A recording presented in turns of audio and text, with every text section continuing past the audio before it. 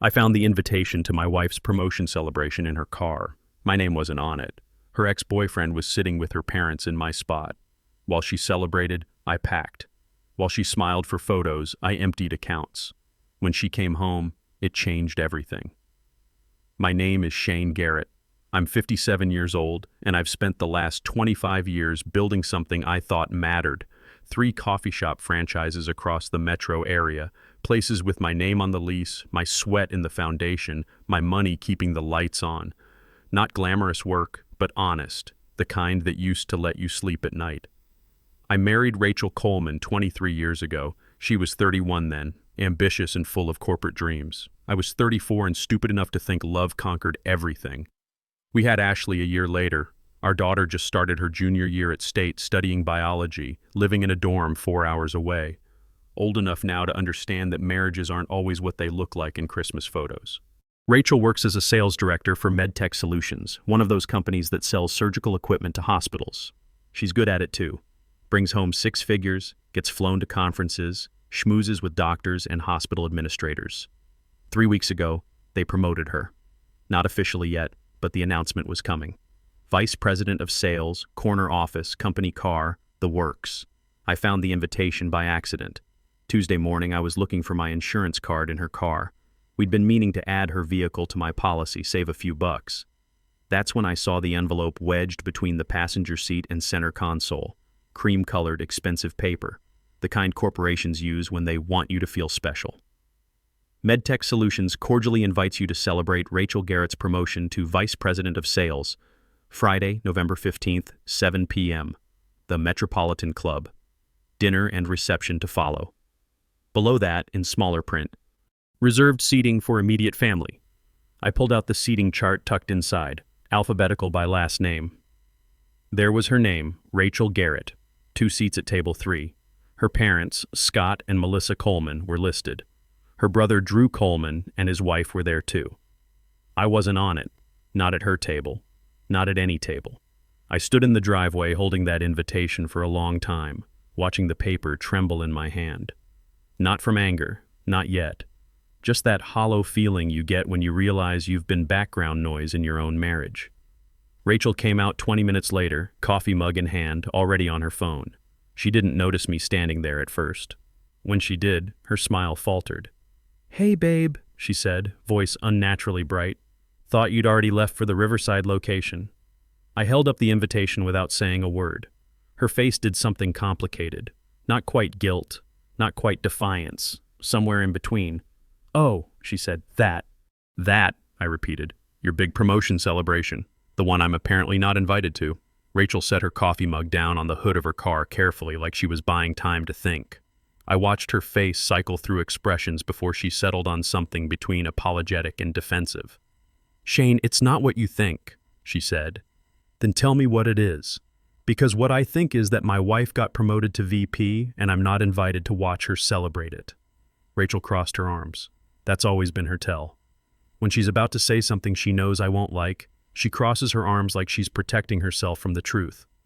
"My parents requested the seating arrangements," she said. "You know how my dad is about these corporate things. He's very particular about optics."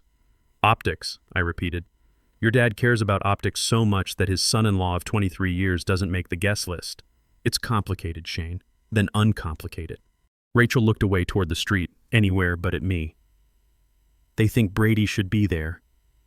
The name hit me like cold water. Brady Lucas, her college boyfriend, the guy she dated for 2 years before we met. Some hospitality consultant who wore expensive suits and talked about profit margins like they were gospel. I'd met him exactly twice. Once at Rachel's company retreat 4 years ago. Once at her father's birthday party last summer. Both times he'd looked at me like I was help. "Brady," I said. "Your ex-boyfriend Brady. That Brady." "He's consulting with my company now," Rachel said, her voice getting that defensive edge. "He's been helping us restructure our distribution strategy. He's actually really valuable to the team." "That's great, Rachel, wonderful, but that doesn't explain why he gets a seat at your celebration and I don't." She finally looked at me. Her jaw was tight. "Because my parents like him, okay? They always have. They think he's more their speed." "Their speed? You know what I mean, Shane. He speaks their language, the corporate world, networking, that whole scene." You're great at what you do, but running coffee shops isn't exactly... She trailed off, but the rest of the sentence hung there anyway.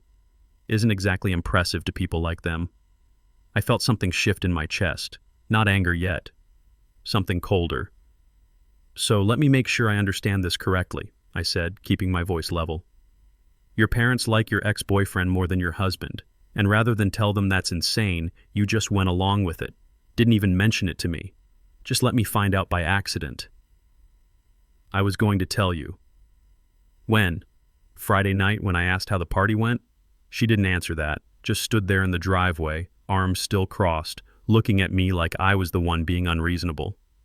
You know what the worst part is? I said. It's not that you didn't fight for me. It's that you didn't even think I'd care enough to fight back.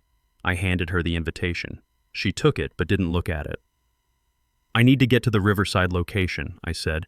Inventory delivery coming at 9 o'clock. I walked past her, got in my truck, and drove away.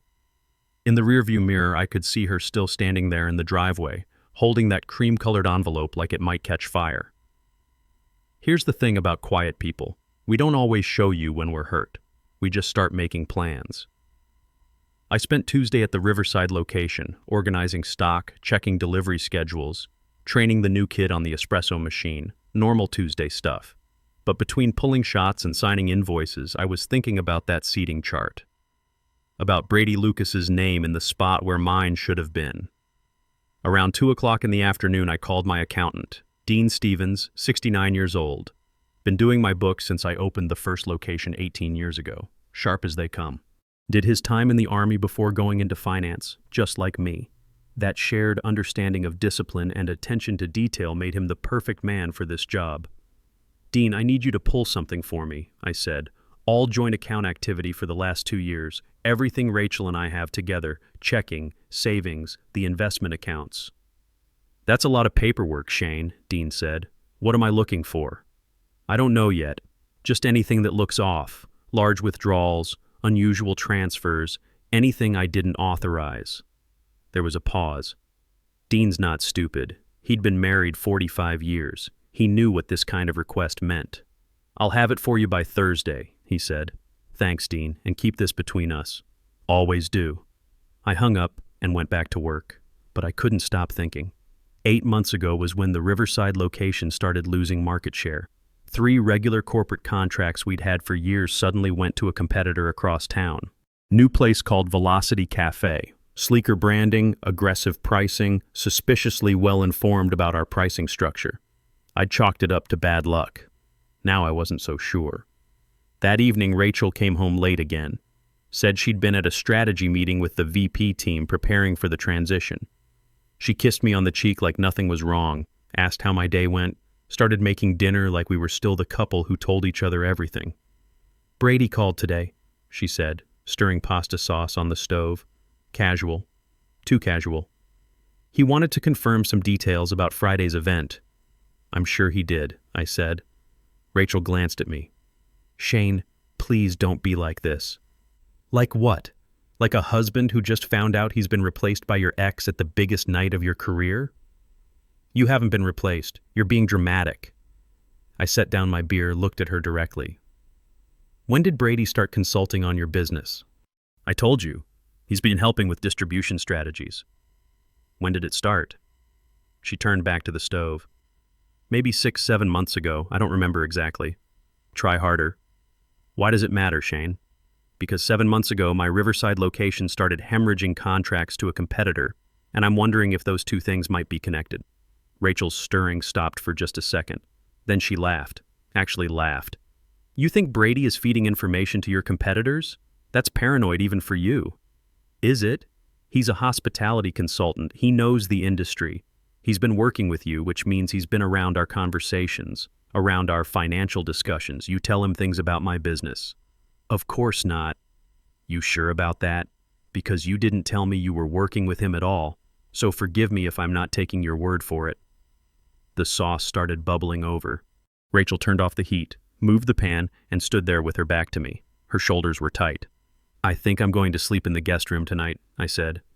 I'm not angry, Rachel. I'm just tired, and I need some space to think. I left her in the kitchen and went upstairs.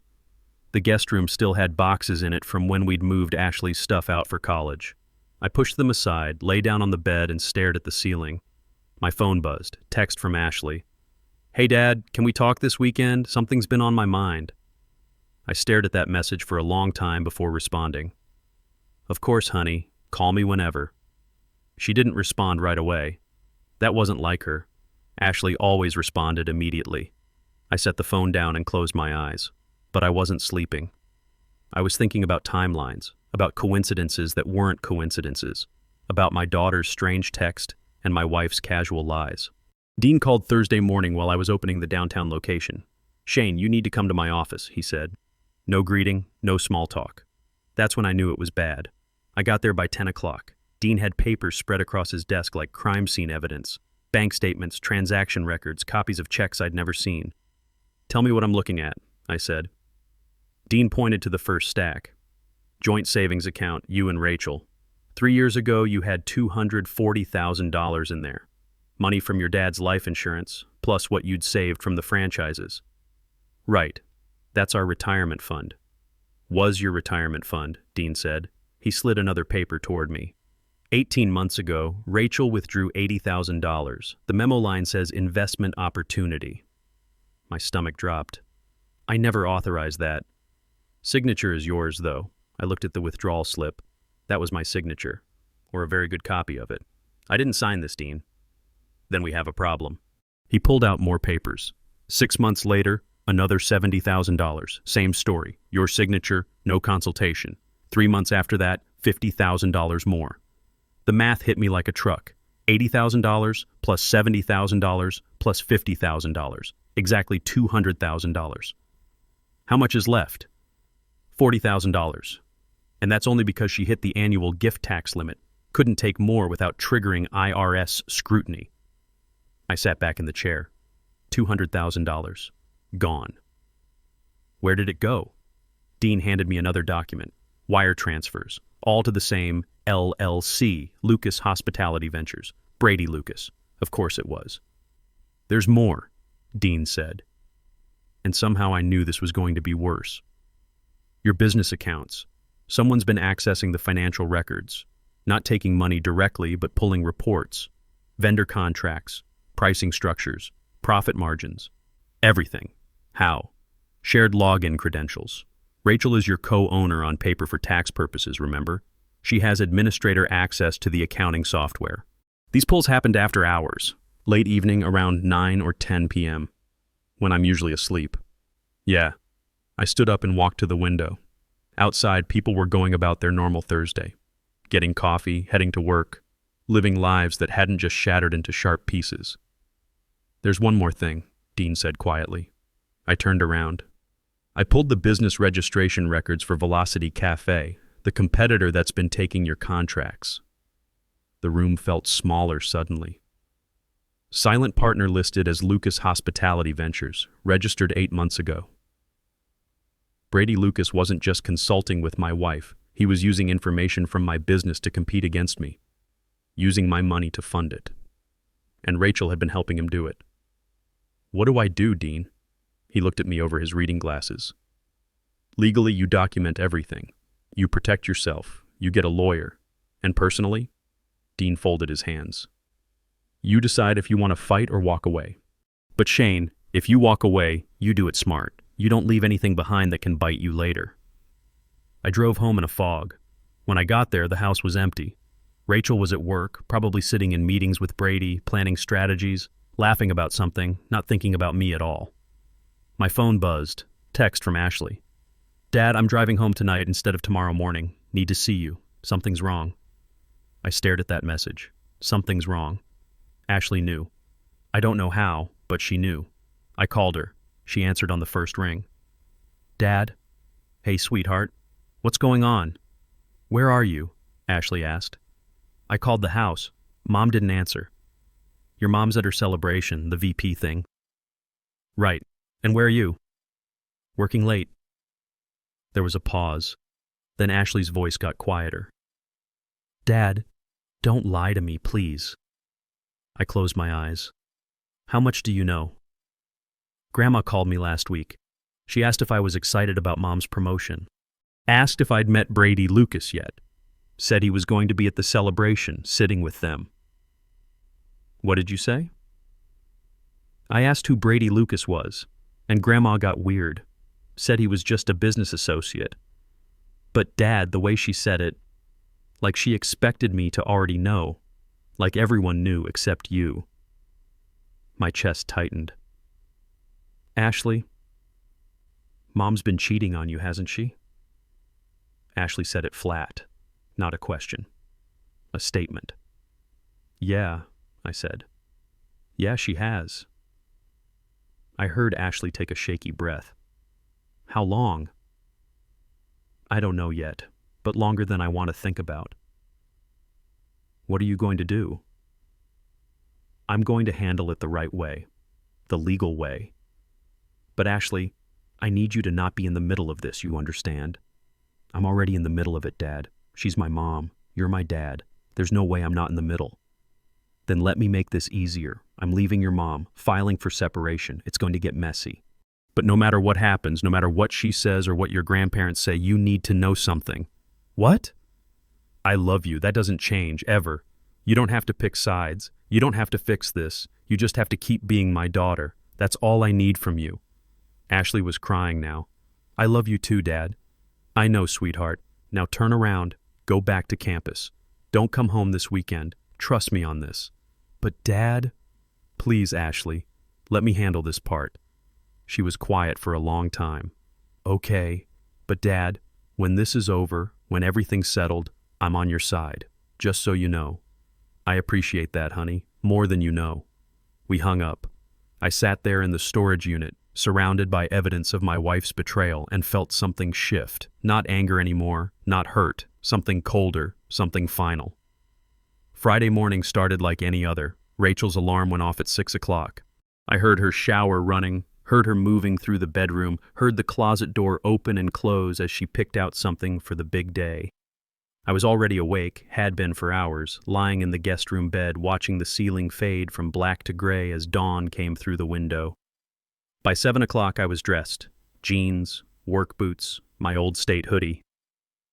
Rachel was in the kitchen, coffee in hand, scrolling through her phone. She looked up when I came down the stairs. Morning, she said. Careful, like she was testing the temperature of the water. Morning, I said back. You working at the downtown location today? That's the plan? She nodded, sipped her coffee. So, about tonight, have a great time, I said. You've earned it. Something flickered across her face. Relief, maybe. Like she'd expected a fight and was grateful not to get one. Thank you, she said. That means a lot. I poured myself coffee. Black, no sugar. Same way I've been drinking it for 25 years. What time does it start? 7 o'clock, but I need to be there by 6 o'clock for photos and pre-reception stuff. Makes sense. Shane, she stopped. Started again. I know this has been weird, but after tonight things will settle down. We can talk, really talk about everything. Sure, I said, after tonight. She smiled, small, uncertain, but real. Then she kissed my cheek and left for work. I stood in the kitchen for a long time after her car pulled away, thinking about that kiss, about how easy it was to lie with a smile. Then I got to work. First call went to Dean. Transfer my half of the joint accounts into my personal business account. Everything. Do it this morning. Shane, that's going to trigger alerts. I know. Do it anyway, and pull me off every joint authorization. Credit cards, utilities, everything with both our names. I want my name removed by end of business today. You're sure about this? I've never been more sure of anything. Second call went to my lawyer. Nicole Murphy, 58 years old, best family attorney in the metro area. I'd met her twice at Chamber of Commerce events. Never thought I'd need her. Nicole, it's Shane Garrett. I need to retain you today. What's going on, Shane? My wife's been emptying our accounts to fund her ex-boyfriend's business. She's been feeding him information from my franchises, and I need to make sure when this blows up, I'm protected. There was a pause. Come to my office at 9 o'clock. Bring everything you've got. I spent 90 minutes in Nicole's office, showed her the bank records, the forged signatures, the LLC documents, the timeline of my business losses that matched exactly with Brady Lucas's gains. She took notes, asked questions. By the time I left, I had a strategy. File separation papers Monday, Nicole said. Don't tell her it's coming. Don't give her time to hide assets or create a narrative.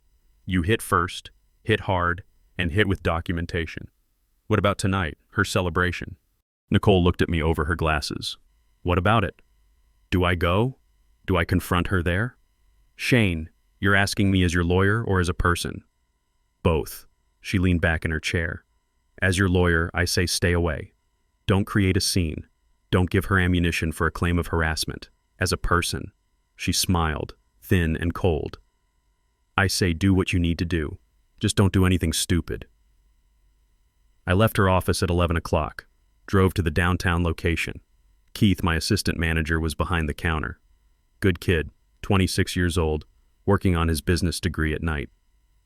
Keith, I need you to run all 3 locations starting Monday, I said. His eyes went wide. What? Why? Personal stuff. I'll still be around, just not day to day for a while. You can handle it. I know you can. Shane, if this is about Rachel, I looked at him sharply. What about Rachel? Keith shifted uncomfortably. Nothing. Just, I saw her having lunch with some guy a few months back. At that Italian place downtown, they looked close. How close? Holding hands across the table close. I nodded, kept my voice level. Thanks for telling me, Keith. I'm sorry, man. Don't be. You didn't do anything wrong. I spent the afternoon at the Riverside location, checking inventory, reviewing schedules, doing normal Friday closing procedures. Around 4 o'clock, I went home. Rachel's car wasn't in the driveway. She was already at the Metropolitan Club getting ready for her big moment. I walked through our house like I was seeing it for the first time. 23 years of furniture we'd picked out together, photos on the walls, Ashley's baby shoes in a shadow box, all the physical evidence of a life that had been a lie. I didn't pack everything, just what mattered. Clothes, toiletries, my laptop, important documents, 2 suitcases and a box. That's what 23 years came down to. I left my wedding ring on the kitchen counter, right next to the coffee maker where she'd see it in the morning. Then I left. I didn't go to the Metropolitan Club. I went to the extended stay I'd booked. Month to month, 1 room, kitchenette, no questions asked. I ordered a burger from room service, ate it while watching some game I didn't care about, took a shower, lay down on a bed that wasn't mine in a room that smelled like industrial cleaning products. And for the first time in weeks, I slept. Because the hard part was over. The wondering, the suspecting, the hoping I was wrong. Now I knew, and knowing meant I could act. Saturday morning, my phone rang at 8 o'clock, Rachel's name on the screen.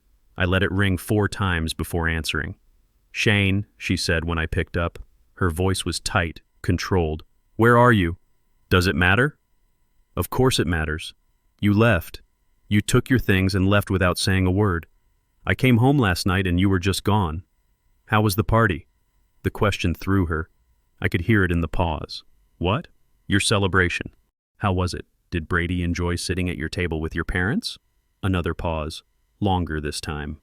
Shane, if this is about the seating arrangements, it's not about the seating arrangements, Rachel. It's about $200,000. Silence. Complete silence. I could picture her face, the color draining out of it. I don't know what you're talking about, she said finally. Yes, you do. Lucas Hospitality Ventures, the LLC you've been funneling our retirement money into, Brady's little investment fund, the one he used to open Velocity Cafe and steal my contracts. Shane, I can explain. Can you explain the forged signatures? Because Dean showed me the withdrawal slips. That's my signature on documents I never signed. That's called fraud, Rachel. That's a felony.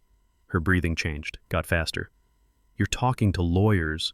Of course I'm talking to lawyers. What did you think I was going to do, just let you rob me blind?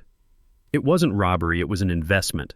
Brady needed my money to compete against me, and you helped him do it. You gave him our financial information, our vendor contracts, our pricing structure, everything he needed to undercut my business and drive customers away. That's not... She stopped, started again. Shane, you don't understand the full picture. Then explain it to me. Explain why my wife has been spending 18 months stealing from me to fund her ex-boyfriend's business. She was crying now. Quiet tears, but I could hear them. Shane, please come home. We can fix this. There's nothing to fix. Monday morning, you're getting served with separation papers. Tuesday morning, I'm filing a police report for fraud and identity theft. And by the end of next week, every client you stole from me is going to know exactly what Brady Lucas is. You can't do that. That's slander. It's not slander if it's true. And I've got documentation, Rachel. Bank records, forged signatures, transaction histories. Everything your fancy new VP salary can't make disappear. She was quiet for a long time, then, what about Ashley? Ashley already knows. She called me last night. And you know what she said? She said she's on my side because even my 21-year-old daughter could see what you've been doing. Shane, I'm done, Rachel. With the marriage, with the lies, with pretending I don't see what's right in front of me. You want Brady? You can have him. But you don't get to keep my money, my business reputation, and my dignity too. I hung up before she could respond. 3 weeks after I filed for separation, Brady Lucas's world started collapsing. Nicole's investigation turned up his pattern. He'd done this before, not just once, but multiple times. Arizona, Nevada, Oregon. Always the same scheme. Find a successful businessman's wife, seduce her, get access to financial information, then compete against the husband until the business failed. Rachel was just the latest. The divorce finalized 8 weeks later. Rachel signed everything Nicole put in front of her. The DA offered her a deal. Plead guilty to 1 count of fraud, get 2 years probation, pay restitution. She took it. Brady got 4 years. He'd be out in 2 with good behavior. I got the house, got the franchises, got my $200,000 back through asset recovery. But I got something else too. I got Ashley. And 14 months after Rachel's celebration, I stood in the grand opening of my 4th franchise location. A woman walked up to the counter, early 50s, confident smile.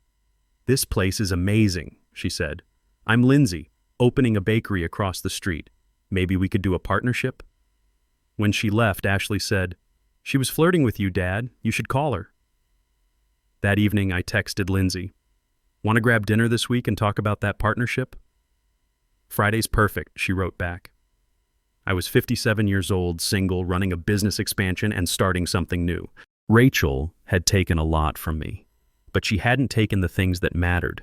She hadn't taken my ability to build something real, to stand back up, to start over. Sometimes the biggest betrayals teach you the most valuable lesson. When someone shows you who they really are, believe them the first time. And when life forces you to start over, you get to choose who deserves a place in your second chapter.